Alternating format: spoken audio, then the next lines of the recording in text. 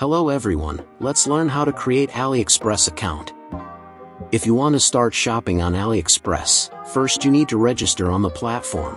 This online store doesn't allow you to buy as a guest. However, if you have an account you can get other advantages such as discounts, saving your favorite items in a private wish list, and much more.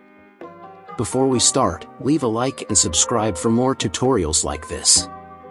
First, let's open AliExpress app on your device. Then AliExpress app asks you if you want to send you notifications for your orders and shipping. After that asks you to select your country or region, and go to select it.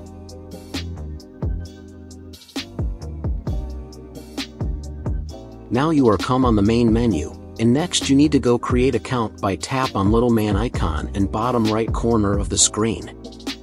After that we need to register on AliExpress. We will do that by tapping on first title sign in or register. You can choose a few way to create you account. I will go to sign in with Google account. You can create on way you want. Now select Google account with you want to create account. And then enter password. And that is it. You are create AliExpress account, and now you can buy whatever you want. So thanks for watching, see you in the next video, goodbye.